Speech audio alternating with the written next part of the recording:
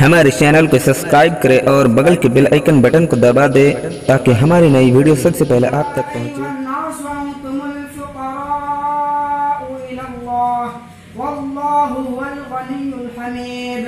ऐ लोगों, तुम सब के सब अल्लाह की मुहताज हो और अल्लाह ताला कैसे अकेले ऐसी जात है कि सरासर बेनियाज और काबिल तारीफ है। जी, अल्लाह ताला काबिल तारीफ है और अल्लाह ताला की कितनी बड़ी शान करनी है कि अपने खुद अपने बंदे से कहता है, ऐ मेरे बंदे, तुम मुझसे मांग, क्या मांगता है मैं तुझे जरूर दूंगा। गांव के मुखिया सरपंच को अगर आप वोट दे के जितवा दोगे फिर भी नहीं कहेगा कि मुझसे मांगो, क्या मांगते हो। अल्लाह ताला ने हमें और आपको इतनी बड़ी बड़ी नियामत दी है। हमारे शरीर में ही देखिए, आपके शरीर में देखिए कितनी बड़ी नियामत है, फिर भी अल्लाह ताला कह रहा है कि मांगो, क्या मांगते हो, सब कुछ दिया जाए। अल्लाह ताला ने कुरान में इसके अंदर सूरह मोमिन के अंदर फरमाता है, आयत नंबर 60 में फरमाता है, वक़ाल रब्बुकुम उदऊनी अस्तजिब लकुम इन्नल लज़ीना यस्तकबिरूना अन इबादती सयदखुलूना जहन्नम दाखिरीन।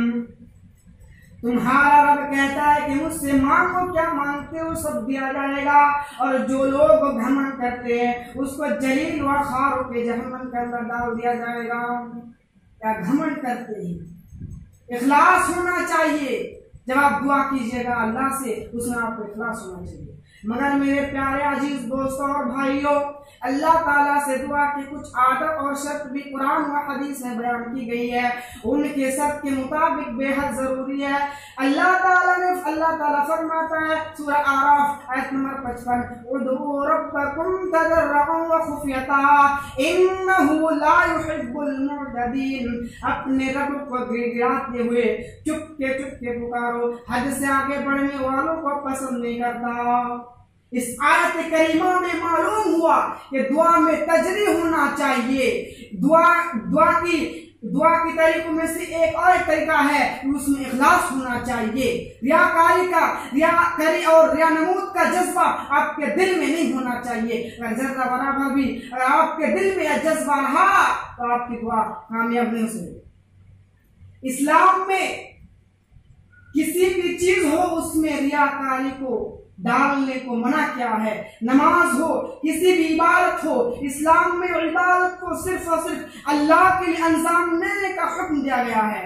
नमाज हो या रोजा, हज हो या ज़कात, किसी भी प्रकार की इबादत हो, अगर हमारी नियत अल्लाह को खुश करना मकसूद नहीं है तो हमें अपनी आमाल पर खैर मनानी चाहिए। कुछ और है, रियानामूद है, रियाकारी है, तो हमें और आपको अपने आमाल पर खैर मनानी चाहिए। अल्लाह के रसूल एक हदीस के अंदर फरमाते हैं कि जो शख्स दिखावे के लिए नमाज पढ़ता है उसने शिर्क किया। गौर कीजिए मेरे भाइयों, दिखावे के नमाज को शिर्क से ताबीर किया जा रहा है। आप हमसे पूछेंगे अल्लाह के साथ किसी को शरीक करना, ये तो शिर्क हुआ, पर ये कैसे शिर्क हो गया। मैं आपको जवाब दूंगा, सुनिए मेरे दोस्तों, सुनिए। जब आप अल्लाह के लिए नमाज पढ़ रहे हैं, आप अल्लाह के सामने दुआ करते हैं, आपके दिल में जज्बा क्यों आई कि लोग मुझे देखेगा, कितना बड़ा अल्लाह वाला कहेगा, कितना बड़ा नमाजी कहेगा, कितना बड़ा ईमानदार कहेगा। इसका मतलब ये है कि आपने अल्लाह के साथ सब उस आदमी को भी आपके दुआ के अंदर, आपके इबादत के अंदर, आपके नमाज के अंदर उसको शरीक कर लिया, इसलिए आपने शिर्क किया। अल्लाह ताला शिर्क करने वालों को कभी नहीं बख्शेगा। इसलिए इखलास होना चाहिए। अल्लाह के नबी ने एक हदीस के अंदर फरमाया जो इमाम बुखारी ने नकल किया है, क्या इन्नमल अमालु बिन्नियात, सारे अमाल का दामन नियत पर है। अगर आपकी नियत सही है, अगर आपकी नियत अल्लाह को खुश करना मकसूद है तो सवाब भी पूरा मिलेगा। अगर आपकी नियत खराब है, रियाकारी का जज्बा है, रियानमूद दिखावे का जज्बा है, तो हमें और आपको अपने आमाल पर खैर मनानी चाहिए। इस तरह आपके खाने में सब कुछ हो, बहुत अच्छी सब्जियां हो, लेकिन उस खाने में अगर नमक ना हो तो वह खाना बिल्कुल बेमजा है। उसी तरह आपकी इबादत कितना ही खुशनुमा क्यों ना हो जाए, कितना ही अच्छी क्यों ना हो जाए, लेकिन उस इबादत के अंदर इखलास अगर नहीं है तो वह इबादत बिल्कुल बेकार है। आपके खाने में सब कुछ है लेकिन नमक नहीं है तो बेकार है। इसी तरीके से आपकी इबादत बहुत ही अच्छी है लेकिन उस इबादत में इखलास अगर ना नहीं है तो वह इबादत बेकार है। अल्लाह ताला ने कुरान में इसके अंदर फरमाता है फवैलुल लिल मुसल्लीन अल्लज़ीना हुम अन सलातिहिम साहून अल्लज़ीना हुम युराऊन। ऐसे नमाजियों के लिए वोल है, ऐसे नमाजियों के लिए बर्बादी है जो अपने नमाज से गाफिल रहते हैं, जो दिखावे के लिए नमाज पढ़ते हैं। मेरे दोस्तों, रियाकारी का जज्बा बहुत ही खराब बीमारी है, कोरोना वायरस से भी खराब है। कोरोना वायरस से अगर आप मर जाते हैं तो आपको शहीद का दर्जा मिलता है, लेकिन रियाकारी के हालात में, रियाकारी का जज्बा को लेकर अगर आप मर गए तो आप जहन्नम में जाएंगे। जी, अल्लाह के नबी हदीस के अंदर फरमाते हैं कल क़यामत के दिन सबसे पहले जिन लोगों का फैसला किया जाएगा उनमें से पहला शख्स होगा जो शहीद हुआ होगा। उसको लाया जाएगा, अल्लाह ताला पूछेगा बता तूने इन नियामतों का क्या किया। वह फरमाएगा अल्लाह मैंने तेरे दीन के लिए लड़ा, मैंने तेरे इस्लाम के लिए काफिरों को मारा, मैंने तेरे इस्लाम के लिए अपने पेट को फरमाया यहाँ तक कि शहीद भी हो गए, मैंने तेरे इस्लाम के लिए अपने जान को बाजी लगा दी।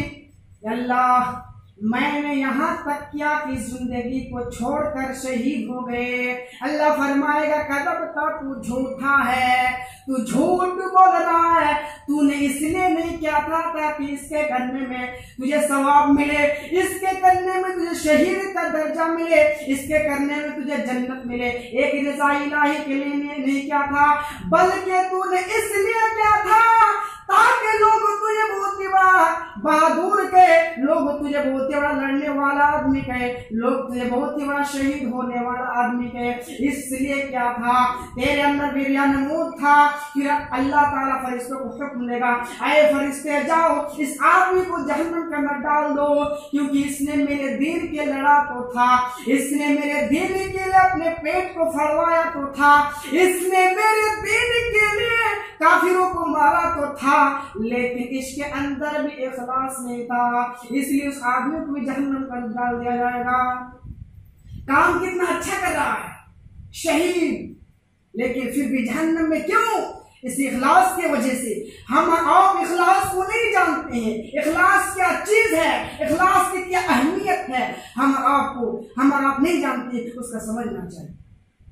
दूसरा शख्स होगा जिसे अल्लाह ताला लाएगा और अपनी नियामतें याद दिलाएगी, याद भी कर लेगा और अल्लाह ताला पूछेगा बता तूने नियामतों का क्या क्या।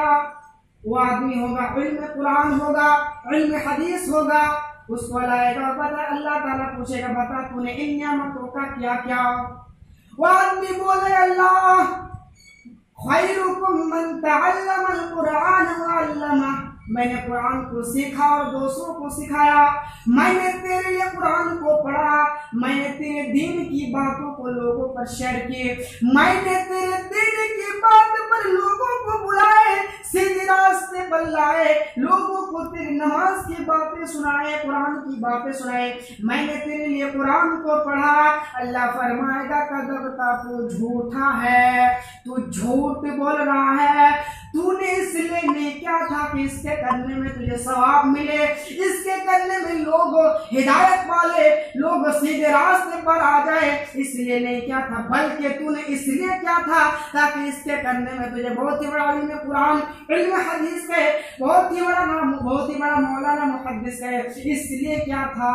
फिर उस आदमी को अल्लाह ताला फरिश्तों को हुक्म देगा फरिश्ते जाओ इस आदमी को जहन्नम के अंदर डाल दो, क्योंकि इसने कुरान को सीखा, कुरान ने तो सिखाया था, कुरान को सीखा था, लोगों को सच्ची दीन पर लाया तो था, हिदायत नसीहत तो की, लेकिन इसके अंदर भी इखलास नहीं थी, इसलिए इसके अंदर भी रिया नमूद थी, इसलिए इसको भी जहन्नम के अंदर डाल दो। क्या है? इल्म कुरान, इल्म हदीस, आप जैसे मौलाना मुहद्दिस है, फिर भी जहन्नम में क्यों? इस इखलास की वजह से, रिया नमूद की वजह से आपको अपने दिल से रियाकारी का जज्बा को निकालना पड़े, तभी आप कामयाब हो सकेंगे। तीसरा शख्स को लाया जाएगा जिसे अल्लाह ताला बहुत ही सारा माल दौलत से नवाजा होगा। उसे अल्लाह ताला लाएगा और पूछेगा, बता तूने इन नियामतों का क्या क्या, मैंने तुझे इतना सारा माल दौलत दी, इन नियामतों का तूने क्या क्या। वो आदमी कहेगा, अल्लाह जहां जहां तेरे नजदीक खर्च करना मकसूद था, हर वैसी जगह पर क्या, कोई ऐसा जगह नहीं छोड़ा कि जहां मैंने दान नहीं किया। गरीबों को खाना खिलाया, गरीबों को कपड़ा पहनाया, गरीबों की सहारा की, मिस्किनों की सहारा की। या अल्लाह, मैंने तेरे मस्जिदों में, मैंने तेरे मदरसों में दान खैरात की, मैंने सदका भी दिया, मैंने गरीबों की सहारा दी। अल्लाह फरमाएगा, कलवता तू झूठा है, तू झूठ बोल रहा है, तूने इसलिए नहीं किया था ताकि इसके करने में तुझे सवाब मिले। एक रिजाई लाई के लिए क्या था, मेरे राजी के लिए नहीं किया था, तूने इसलिए क्या था ताकि इसके करने में लोग तुझे बहुत ही बड़ा साफी कहे, लोग तुझे बहुत ही बड़ा माल दौलतवान कहे, लोग तुझे बहुत ही बड़ा दानी कहे, लोग तुझे बहुत ही बड़ा अल्लाह वाला कहे।